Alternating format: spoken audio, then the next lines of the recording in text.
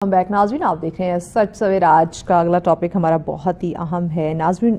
रिश्तों की बात करें तो रिश्ते इंसान की ज़िंदगी की सबसे बड़ी दौलत जो है वो समझा जाता है, लेकिन इन रिश्तों को कायम करने के लिए बहुत एफर्ट करनी पड़ती है, जिसमें आपको वक्त के साथ साथ और भी बहुत सारी ऐसी चीज़ें हैं जिनको समझना पड़ता है। ना सिर्फ समझना पड़ता है बल्कि प्रैक्टिकल आपको करना पड़ता है। और इस रिश्तों की खूबसूरती के साथ साथ यानी कि आपका एतमाद जो है वो बहुत ज़्यादा ज़रूरी है, उसमें हुस्न सलूक का जो है वो होना बहुत ज़्यादा ज़रूरी है। नाज़रीन, एतमाद की जब हम बात करते हैं तो ये रिश्तों को जोड़ता है, और जहाँ पे हम देखते हैं हुस्न सलूक होता है वहाँ पे ये रिश्ते खुद ब खुद जो है वो बहाल होना शुरू हो जाते हैं, उनमें खूबसूरती जो है वो पैदा होना शुरू हो जाती है। तो आज हम इसी पे बात करेंगे कि ज़िंदगी के मुख्तलिफ रिश्तों की बात करें, चाहे वो बहन भाई का हो, चाहे वो वालिदैन का या बच्चों का हो, चाहे वो फ्रेंड्स का हो, कोलीग्स का हो, हस्बैंड वाइफ का हो, मल्टीपल ऐसे रिलेशनशिप्स हैं। तो उसकी खूबसूरती में एतमाद और हुस्न सलूक की क्या अहमियत है और किस तरह से इन रिश्तों को हम मज़ीद खूबसूरत बना सकते हैं। और इस पे बात करने के लिए मेहमान हमारे साथ हैं जी, आप कॉलम निगार हैं आमना शबीब साहिबा हमारे साथ है। अस्सलाम वालेकुम आमना। जी वालेकुम सलाम। बहुत शुक्रिया आमना आपके वक्त का। आमना, मुझे बताइएगा कि आपके नज़दीक रिश्तों में एतमाद की कितनी वैल्यू है? बिल्कुल बहुत ज़्यादा वैल्यू होती है, क्योंकि ये रिश्ते ही होते हैं जिनकी वजह से हम जीना चाहते हैं। और अगर आपकी ज़िंदगी से रिश्ते चले जाएं तो मेरा नहीं ख्याल कि कोई जीने की ख्वाहिश होगी किसी को। तो रिश्ते बहुत ज़्यादा अहमियत देते हैं। जैसे ही हम बच्चा जो दुनिया में आता है तो वो अपने आसपास रिश्ते ही देखता है, पहले माँ को, बाप को, फिर आहिस्ता बड़ा होता है, फिर अपने बहन भाइयों को। तो जब एक इंसान बचपन से सब कुछ देखता आ रहा होता है, उसके लिए उन्हें खो देने का डर हमेशा से उनके दिल में रहता है। तो रिश्ते जो होते हैं वो बहुत ज़रूरी होते हैं इंसान की ज़िंदगी को खुशगवार गुजारने के लिए या दुख सुख बांटने के लिए भी। रिश्ते हर जगह बहुत ज़्यादा इम्पोर्टेंट होते हैं। रिश्तों में जो एतमाद की अहमियत है वो कितनी ज़रूरी है, या सिर्फ मोहब्बत से रिश्ता कायम रह सकता है? देखिए, मोहब्बत तो मेरे ख्याल से लफ्जी मायने है कि आप अल्फाज से कह दें कि हाँ मुझे तुमसे बहुत मोहब्बत है, लेकिन जब तक आप उनको करके नहीं दिखाएंगे या फिर आप उसको एतमाद नहीं बनाएंगे और जैसा आप कहते हैं वैसा ही आप उनकी उम्मीदों में पूरा नहीं उतरेंगे, तो मेरे ख्याल से मोहब्बत भी आहिस्ता आहिस्ता ख़त्म हो जाएगी। तो एतमाद तो बहुत ज़्यादा ज़रूरी होता है हर रिश्ते में, चाहे वो माँ बेटी का हो या बहन भाई का हो या हस्बैंड वाइफ का हो। तो बेशक दो दोस्ती क्यों ना हो। इम्पोर्टेंट। हुस्न सलूक की बात की जाए तो ये रिश्तों को कैसे मजबूत बनाता है? क्योंकि देखिए, हुस्न सलूक ना, ये जो इखलाक है वो हमें बचपन से ही इसलिए दिया जाता है क्योंकि हमारे दीन में भी है, क्योंकि इसमें बहुत बड़े उनका एक रुतबा है इखलाक का। तो हुस्न सलूक, एक अगर हम अजनबी के साथ भी 2 मिनट बैठ के बहुत आराम से और प्यार से बात करेंगे ना, तो हमारा उनसे भी एक रिश्ता बन जाएगा। वो हमेशा हमें याद रखेंगे कि किसी ने हमसे प्यार से बात की थी। और अगर इखलाक की बात करें तो छोटा गोद वाला बच्चा भी देख लेता है कि हम उससे प्यार से बात करें या नहीं करें, महसूस कर जाता है। तो फिर बड़े क्यों नहीं कर पाते? ये तो बहुत ऐसी वाली बात होगी जो अगर हुस्न इखलाक है तो आपका रिश्ता कायम है, नहीं अगर आप बद इखलाक हैं, बदतमीज हैं, तो आहिस्ता आहिस्ता रिश्तों में दूरी पैदा हो जाएगी। यानी एक टाइम आएगा कि लोग खुद आपसे तंग आ जाएंगे, रिश्ता बोझ लगने लग जाएगा। तो हुस्न सलूक ये है कि आप प्यार से बात करें, मोहब्बत से जितना पेश आएंगे, रिश्ता वक्त के साथ साथ उतना मजबूत होगा। एग्जैक्टली। अच्छा, बहुत सारी जगहों पे रिलेशंस में लाइफ है, मिसअंडरस्टैंडिंग हो जाती हैं, गलत फहमियाँ जो हैं वो 5 दफ़ा हो जाती हैं बहुत सारी जगहों पे। हम उनको क्लियर नहीं करते या क्लियर करने की कोशिश नहीं करते, तो ये जो गलत फहमियाँ हैं ये रिश्तों को या एतमाद को कैसे कमज़ोर बना देती हैं? देखिए, गलत फहमी तो मुझे लगता है कि होने 1 सेकंड में भी हर रिश्ते में गलत फहमी हो जाती है, लेकिन जब तक आप उसको ख़त्म नहीं करेंगे, उसको सफाई नहीं देंगे। अच्छा, बहुत से लोग ऐसे होते हैं जो कहते नहीं मैं नहीं सफाई देता, जिसको जो समझना है समझे। फिर इसका ये मतलब है कि आप उसके लिए इम्पोर्टेंट नहीं हो। अगर आप उसके लिए इम्पोर्टेंट हो तो मेरे ख्याल से बंदा लाजमी अपनी सफाई देता है, फिर दूसरे को जो सोचना हो फिर वो सोचे। लेकिन ये है कि आप अपनी तरफ से क्लियर करके आते हो कि नहीं, बात इस तरह नहीं, इस तरह थी। और अगर उस चीज़ को आप इग्नोर करोगे, गलत फहमी आहिस्ता आहिस्ता आहिस्ता इतना ज़्यादा भर जाएगी कि रिश्ता ख़त्म हो जाएगा। तो इसलिए मुझे लगता है कि जैसे ही कोई गलत फहमी आप किसी के भी रिश्ते में बीच में आ रही है तो फ़ौरन से किसी एक को ख़त्म कर देनी चाहिए। बिल्कुल, चाहे वो वालिदैन और बच्चों की बात करें, फ्रेंड्स की, कोलीग्स की बात करें, मियाँ बीवी की बात करें, अगर कहीं ना कहीं कोई गलत फहमी आपके रिश्ते में पैदा हो रही है तो ऐसे में पॉसिबल उसको आप ख़त्म करें, दूर करने की कोशिश करें। एक और चीज़ इस वक्त माशरे में हम महसूस कर रहे हैं, आप ज़रूर उसको डिफ़ाइन कीजिएगा, कि हम सॉरी नहीं करते, माफ़ी नहीं मांगते कि मैं क्यों सॉरी करूँ। तो ये जो मैं वाला एलिमेंट है, ये हमारे रिश्तों को, हमारे ये जो हुस्ने सलूक का एलिमेंट है या ट्रस्ट का, एतमाद का एलिमेंट है, इसको कमजोर या खत्म कर रहा है मैं, कि मैं नहीं करूंगा, हाँ, या मैं माफी नहीं मांगूंगा या नहीं मांगूंगी। इसकी ना दो वजह हो सकती है। एक तो ये कि आपको पता है कि सामने वाला आपको मना देगा, तो आप डीठ बन के बैठे रहते हो कि मैं नहीं माफी मांगूंगा। आपको यकीन होता है कि उसने मुझे मनाना ही माना, ठीक है। ये तो होता है कि आपका उस पर बहुत ज्यादा ट्रस्ट लेवल है, या फिर आपको बहुत मोहब्बत है, या उसकी बहुत उम्मीदें लगाई हुई हैं। एक वो वाला सॉरी होता है कि जो आप नहीं करते, कि वो खुद कर लेगा। ठीक, अच्छा, हम ना ब्रेक लेनी है, ब्रेक के बाद इसमें हम बात करते हैं, क्योंकि नाज़रीन ये बड़ा अहम पॉइंट है कि हम माफ़ी नहीं मांगते और सॉरी ना करने की वजह से बड़े खूबसूरत रिश्ते जो हैं वो हमसे जुदा हो जाते हैं। तो इन डिटेल इस पर बात करते हैं, but after the break stay with us. Welcome back नाज़रीन, आप देख रहे हैं सच सवेरा। आज का हमारा नेक्स्ट टॉपिक जिस पे हम बात कर रहे हैं रिश्तों में एतमाद और हुस्न सलूक की जो अहमियत है वो कितनी ज़्यादा है, कितनी ज़रूरी है, इस चीज़ को समझना। रिश्ते बहुत खूबसूरत हैं, बहुत प्यारे होते हैं, बहुत अजीज़ होते हैं सबको, लेकिन हमारी छोटी सी गलती या गलत फहमी जो है इन रिश्तों की खूबसूरती को ख़त्म कर सकती है। ये रिश्ते हमसे जुदा हो सकते हैं। तो इन चीज़ों को हम समझने की कोशिश कर रहे हैं। आमना हमारे साथ है। आमना, हम बात कर रहे थे हम माफ़ी नहीं मांगते, तो ये माफ़ी ना मांगना, ये जो हम एक ईगो या एटीट्यूड या ये मैं वाला जो एलिमेंट है, इसको हम कैसे खत्म करें? क्योंकि ये देखिए, पहले सॉरी करना, माफी मांगना हमारा दीन इस्लाम भी कहता है कि आप अपने प्यारों को मना लिया करें, आप माफी उनसे मांग लिया करें। एग्जैक्टली, ज्यादा देर आप उनसे नाराज ना रहा करें। लेकिन हम में आजकल ना मैं बड़ी आ गई है, तो इस मैं को हम कैसे खत्म करें? देखिए, मैं तो इस तरह खत्म हो सकती है कि आप जब दूसरे से खुद को नीचा समझें। हम लोग कमतर समझते हैं दूसरे बंदे को, कि हम क्यों मांगे भाई इससे माफी, ये खुद हमसे माफी मांगे। फिर भी देखे ना, मैं आ गई ना, मैं बहुत बड़ी चीज हूँ। ये मैं से बहुत रिश्ते खत्म हो जाते हैं। हाँ। और मैं से ऐसा होता है कि आप बहुत अच्छा रिश्ता खो देते हैं और फिर बाद में आप सिर्फ पछताते हैं। फिर बाद में उस माफी की वैल्यू भी नहीं रहती अगर वक्त में कहते हैं जो काम ना पछताना जब चिड़िया चुग गई। हाँ बिल्कुल, जो कोई काम आप वक्त में नहीं करें तो उसके बाद बेशक आप अगले के पैर पकड़ लें, वो वाला रुतबा, वो इज्जत आप खो चुके नहीं मिलती। फिर हम कहते हैं काश मैं सॉरी कर लेता, काश मैं ये जो गलत फहमियां है उनको मैं दूर कर लेता या कर लेती। लेकिन बाद के ये काश का क्या फायदा जब वो एक खूबसूरत रिश्ता आपने उसको खत्म कर डाला, या वो जो एक एतमाद, एक प्यार, एक मोहब्बत, एक खलूस जो एक पहले होता है वो शायद बाद में बहाल ना हो सके। बेशक आपका राब्ता हो जाए, बात हो जाए, ताल्लुक हो जाए, लेकिन वो पहली वाली फीलिंग या पहला वाला जो मोमेंट होता है आप लोगों का, जो रिश्ते में मजबूती होती है, वो खत्म हो जाती है। एग्जैक्टली। अच्छा, मैं अब जरा ऑफिस इन्वायरमेंट पे बात करना चाहूंगी। जो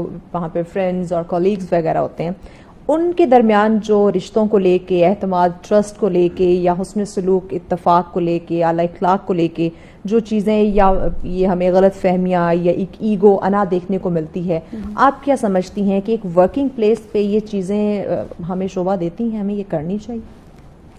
इत्माद करना या दोस्ती की बात करें या बिल्कुल, देखिए आप जब जहाँ पे आप अगर आधा घंटा भी बैठेंगे तो आपकी किसी न किसी से दोस्ती तो हो ही जाएगी, गपशप तो हो ही जाती है।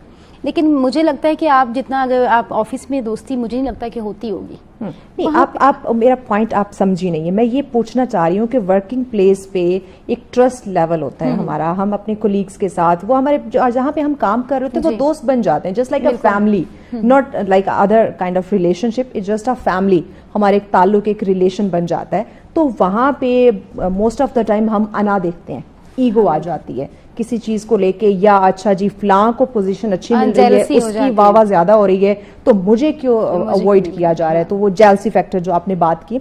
तो वर्किंग प्लेस पे इस तरह का एटीट्यूड भी हमें देखने को मिलता है, जो कि आप नहीं समझती कि उस इन्वायरमेंट के लिए काफी हद तक खतरनाक या खराब साबित होता है। देखिए, कोई भी फील्ड हो ना, उसमें जो बंदा कहता है मैं अभी नंबर 1 हूँ तो मैं ही नंबर 1 रहूं, तो वो किसी को आगे जाते हुए देख नहीं सकता। जैसे हमारा मीडिया कह दें, अगर कोई कंपनी है, अगर किसी को ज्यादा प्रोटोकॉल मिल रहा है, कुछ टाइम में कुछ ज्यादा अच्छा बंदा आ गया है और फिर उसको ज्यादा मिलने लग जाएगा, तो पीछे रहने वाला बंदा अपने आप को ना एहसास कंपनी का शिकार हो जाता है। स्ट्रगल पे डिपेंड करता है। हाँ, करता है, लेकिन एक इंसान ने हमेशा अपना 100% दिया हो, एकदम से उसकी जगह कोई और ले ले, तो फिर वो ये करने वाले आजकल आ जाते हैं। तो फिर ये होता है, अब मुझे तो लगता है टैलेंट पीछे रह गया आजकल तो।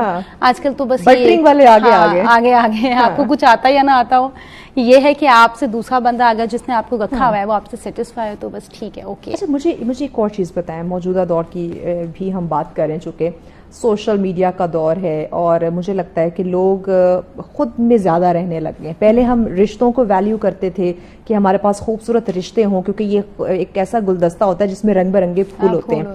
लेकिन अब हम देखते हैं मेरे पास, अब जिसको हम वैल्यू करने लग गए हैं, अच्छी पोस्ट हो और अच्छी अर्निंग में जनरेट करता हो, पैसे कमाता हो। अब हमने पैसे को क्यों तरजीह देने शुरू कर दी है और रिश्तों को हमने सेकेंडरी क्यों कर दिया है? देखिए, सबसे पहली बात तो ये जो आजकल जो अहमियत देती है ना, वो आपका पैसा या आपका रुतबा, इंसान की कोई वैल्यू नहीं है। ऐसे ही ठीक है, गरीब रिश्तेदार को भी लोग बुलाते हुए शर्माएंगे या छोड़ो उसको, कोई देख लेगा तो क्या बताएंगे कि कौन है।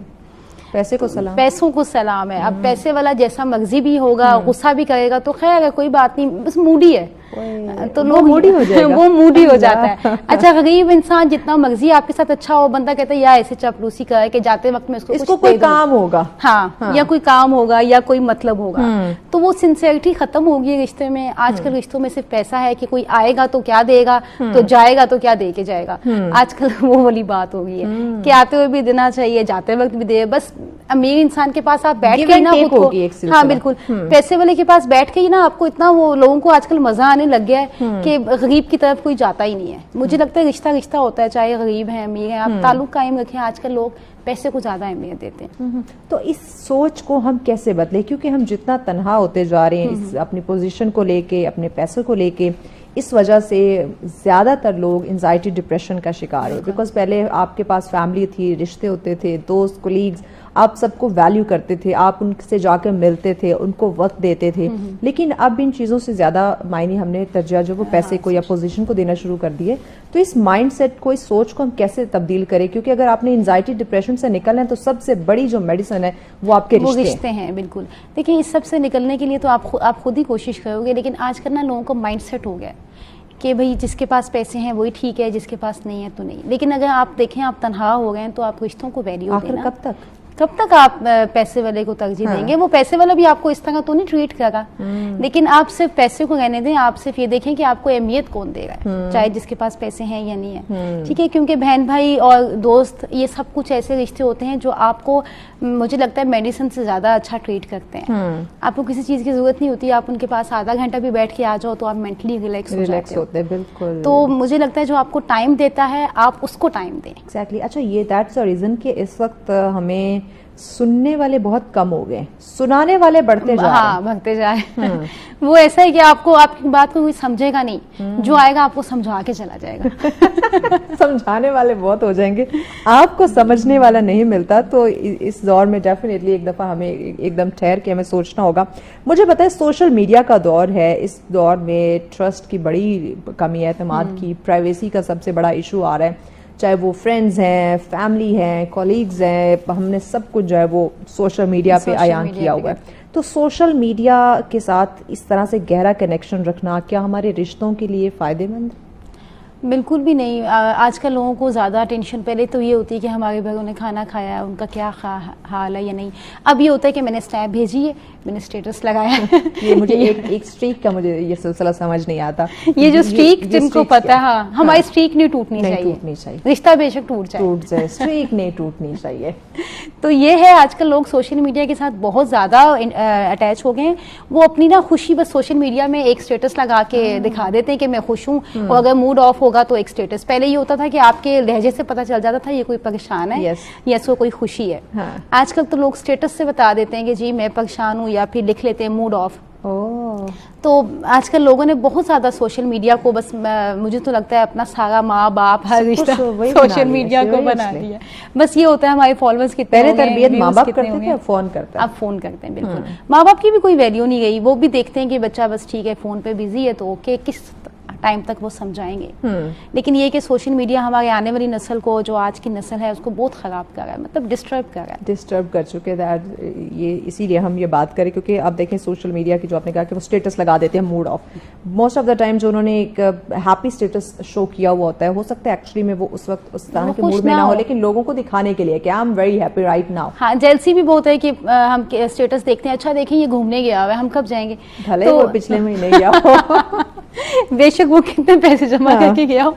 लेकिन हमें उस मोमेंट में जाना, हमें देखना है ये है कि बस वो गया है, और उनकी वजह से हम अपने घर में बहुत ज्यादा टेंशन क्रिएट कर देते हैं, जी फलाने ने नया सूट ले लिया या जगह पे चला गया, मुझे भी जाना है। तो ये चीजें ना जताई बहुत जाती हैं, और हालांकि ऐसा नहीं होना चाहिए, आप छुपाएं ऐसी चीज़ों को, लेकिन लोग इसलिए जताते हैं कि देखें हम जा सकते हैं, हम ये कर सकते हैं। पहले तो लोग उम्रा में जाते थे तो हमें पता चलता था कि फलां गया है, अब तो उन्होंने वहां जाके भी इतनी तस्वीरें पोस्ट लगानी होती है। एक उन्होंने माजिद के साथ पिकनिक स्पॉट बना दिया, पिकनिक बिल्कुल, व्यूज लेने के लिए उन्होंने वहां या बताने के लिए कि भाई हम उम्रे पे गए हुए, और वहां पे भी जाके उनका ये कंटेंट चल रहा होता है।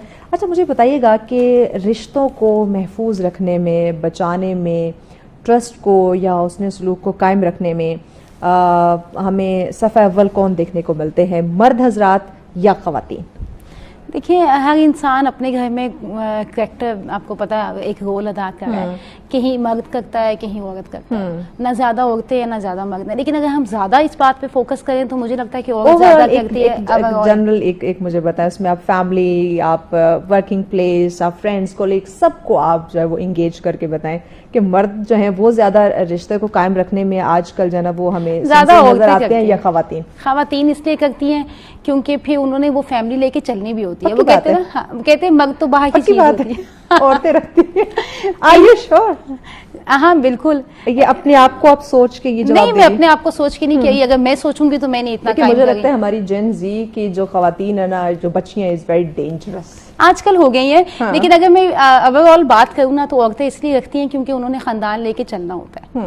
लेकिन मैं अपनी बात करूँ तो हम 90s वाली लेके चलती हैं, ये सोचती हैं, लेकिन जेन जी का आजकल उनका माइंडसेट बहुत डिफरेंट है। वो जो पोजीशन और पैसे की बात करी थी, उनके इस वक्त प्रायोरिटी वो है।